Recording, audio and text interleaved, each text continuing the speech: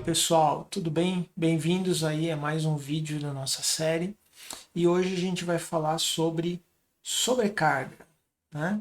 Na realidade eu já até mostrei sobre isso para vocês na penúltima gravação que eu fiz, mas eu não dei nome. Então agora é hora de a gente colocar os nomes corretos, tá? A ideia de sobrecarga é o conceito de a gente estar fazendo mais coisas ou várias coisas, né? Então a ideia é essa. Então como é que isso vai aparecer aqui na programação? Imagine que você tem um determinado método e esse método, que é uma ação do seu objeto, ele vai ser então acionado e pode fazer diferentes coisas. Então a ideia é um mesmo, entre aspas, um mesmo método fazendo várias coisas. Mas como é que isso se dá aí na prática, né? Na realidade, a gente escreve vários métodos que têm o mesmo nome de método escrito várias vezes. Então, no fundo, não é o mesmo método, mas ele tem o mesmo nome. Por isso, a gente acaba dizendo que ele está sendo sobrecarregado, ou do inglês, a palavra que a gente usa é overload, que é exatamente esse conceito. Então, se eu tenho vários métodos, ou ainda que tenha, né, a gente diz o mesmo método, e ele está sendo sobrecarregado, se eu estou dando diversos papéis para ele, como é que eu vou saber qual dos métodos, se todos têm o mesmo nome, qual deles está sendo acionado? Então, a forma que a gente tem de diferenciar um método de outro nessa situação é por meio dos parâmetros.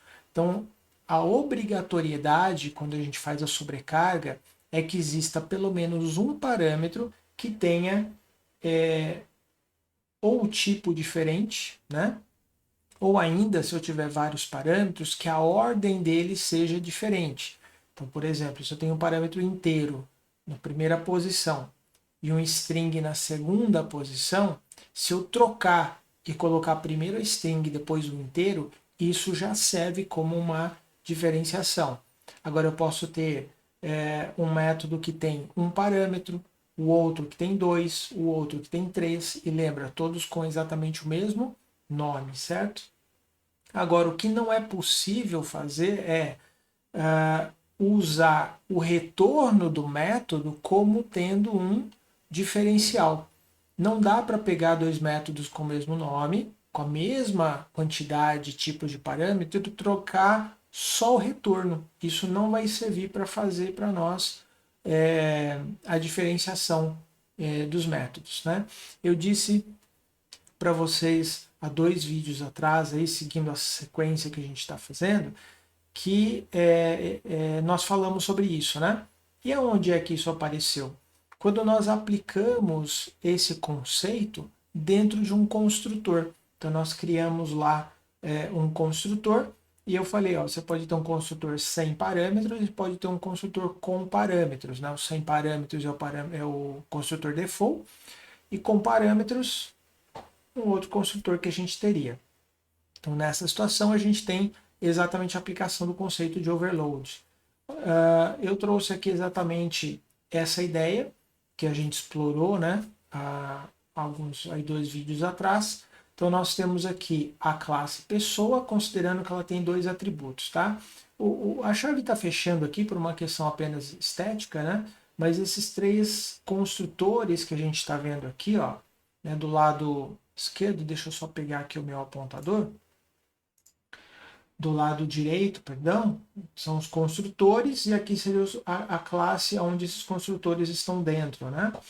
Então aqui a gente tem um primeiro construtor que tem 0 parâmetros, depois eu tenho um outro construtor com 1 parâmetro e finalmente um terceiro construtor com 2 parâmetros. Então observa que todos esses métodos têm exatamente o mesmo nome. É aí que vem a ideia, tá? Eles obviamente fazem coisas diferentes, mas é só para demonstrar que nós então poderemos criar um objeto do tipo pessoa utilizando 3 construtores diferentes. Então eles estão todos sendo sobrecarregados, né? Lembra que a palavra é o overload. Eu queria aproveitar que a gente está falando de construtores e dessa ideia para mostrar um exemplo prático disso daí para vocês, que é quando a gente utiliza, por exemplo, a criação do scanner, né? Então vamos rapidamente saltar aqui para o VS Code para ver esse exemplo aplicado. Então, considera que aqui a gente queira criar então um scanner. New, olha lá que interessante. Aqui nós temos diversas possibilidades ou diversas sobrecargas do construtor do scanner. Por quê? Porque eu posso utilizar o scanner para ler, como a gente já fez várias vezes, né? O teclado, aquilo que está sendo digitado. Eu poderia usar o scanner para ler um arquivo, por exemplo, né? Que é essa ideia aqui, ó. Eu passo um arquivo para o scanner, né? E ele vai ler esse arquivo ao invés de ler o teclado. Então eu posso usar esse objeto scanner para ler de diferentes fontes. E ainda posso, inclusive, parametrizar o tipo ou conjunto de caracteres que eu vou utilizar para fazer essa leitura, né? Então a gente tem várias possibilidades. Eu posso usar ele para ler de uma input stream e assim por diante. Então essa é um exemplo prático de como é que a gente pode utilizar aí o scanner, ou melhor dizendo, a sobrecarga, num exemplo prático que aqui é o scanner, só para a gente entender, tá bem? Bom, então eu quero propor aqui um pequeno exercício para a gente ver isso aí funcionando, que é a aplicação de sobrecarga então no construtor. Lembrando que eu posso aplicar a sobrecarga para qualquer método. O construtor é só um exemplo fácil aqui nesse momento para a gente treinar, beleza? Então a ideia é, a gente quer criar uma classe chamada placar, que representa o placar de um jogo de futebol. Então a pergunta inicial para você pensar é quais são os atributos que eu precisaria para representar esse placar. Então eu quero que na prática a gente tenha 3 construtores, um construtor padrão, que não tem nenhum parâmetro, um construtor que inicia apenas com os nomes dos times, e portanto aí o placar começa em 0 a 0, e um outro construtor em que eu coloco os nomes dos times e também o placar do jogo a partir de um certo momento. Então a gente vai criar, e eu gostaria que na exibição desse placar a gente tivesse algo assim, ó, nome do time, saldo de gols, um xizinho, saldo de gols e o nome do outro time, beleza? Então só para brincar aí, eu peguei um time aqui, 2 times, para fazer aí uma brincadeira, se alguém for São Paulino ou corintiano e estiver assistindo, o vídeo é só uma brincadeira, tá bem? Então vamos lá, se você puder, pare o vídeo agora, faça uma pausa, tenta resolver esse exercício e na sequência você solta ali o vídeo para confirmar se aquilo que você desenvolveu deu certo ou não, beleza? Então eu vou partir agora para resolução. Se você está assistindo aí, minha sugestão é que você pause e tente resolver o exercício, beleza? Então aqui vamos lá para a escrita da solução. Então eu vou aqui no VS Code criar um arquivo chamado então placar, ok? Então provavelmente se você tentou resolver, você deve ter chegado à conclusão de que você tem que ter 2 strings para armazenar os nomes de cada um dos times e 2 variáveis do tipo inteiro para armazenar o saldo de gols. Então, a gente pode colocar, por exemplo, assim, ó, time 1, time 2. Eu não vou colocar em 2 linhas só para facilitar aqui para mim. Opa! Facilitar aqui para mim a digitação, certo? Saldo de gols 1, saldo de gols ou simplesmente gols, né? Porque não está contabilizando nada. E aí vem então a história dos construtores. Então, o primeiro construtor, ele é um construtor default, ou seja, não recebe nenhum parâmetro. E aí, se eu não recebo nenhum parâmetro e depois eu pedir para exibir os nomes dos times, o que vai acontecer? Os nomes dos times são do tipo string. String com S maiúsculo quer dizer que isso aqui é uma classe. Então, por padrão, toda classe que eu não inicializar, ela será null. Né? Então, seria algo feito automaticamente, assim, ó. E aí, a hora que eu pedir para exibir essa informação na tela, fica aparecendo null ali, fica esquisito, né? Não faz sentido. Então, o que a gente poderia fazer? Poderia, por exemplo, inicializar com algum valor, como, por exemplo, time da casa, né? Por exemplo. E aí, aqui, o time 2 poderia ser também, ó, visitante. Né? E o saldo de gols? Bom, o saldo de gols pode começar em 0 a 0. Como eu estou usando um tipo primitivo numérico, ele automaticamente inicializa em 0, então eu não preciso fazer nada, certo?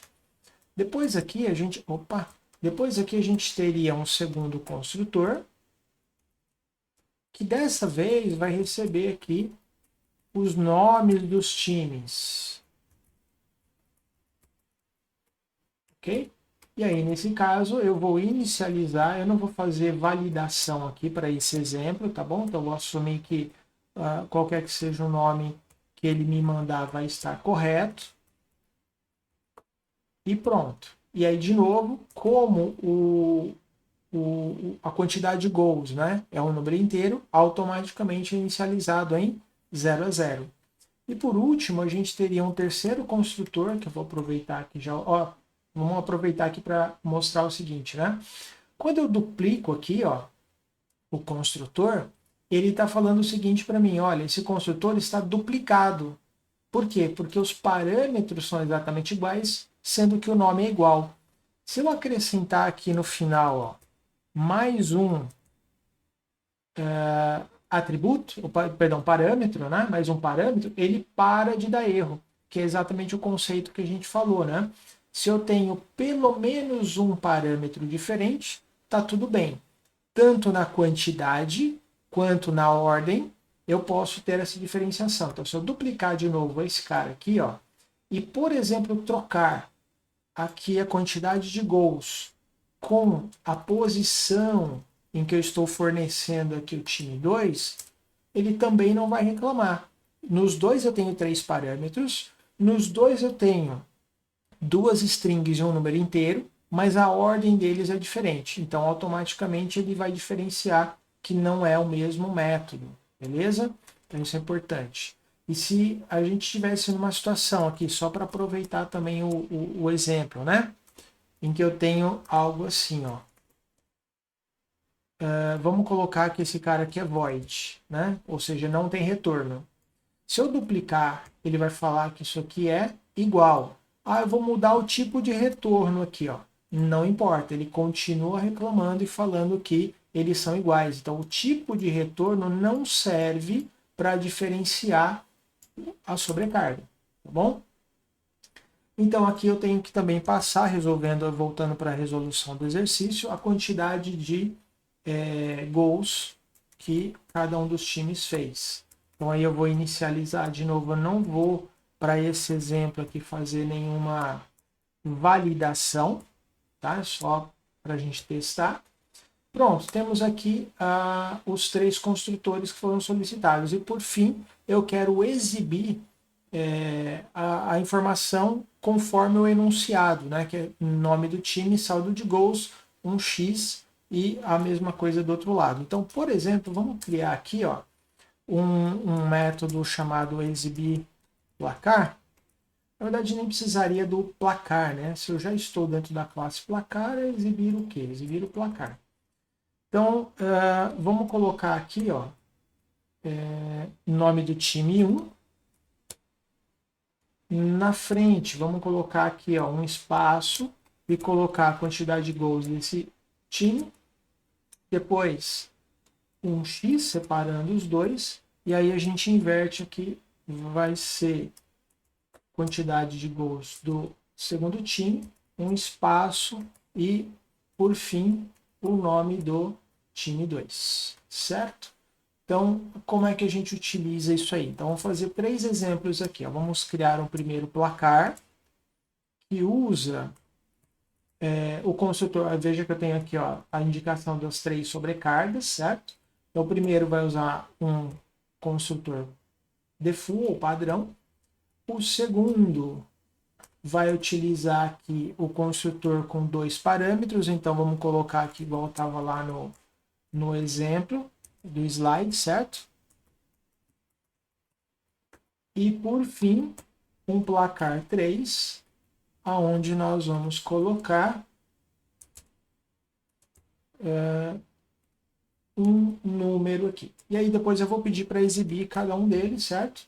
Placar 1, placar 2 e placar 3. Para ver se deu tudo certo.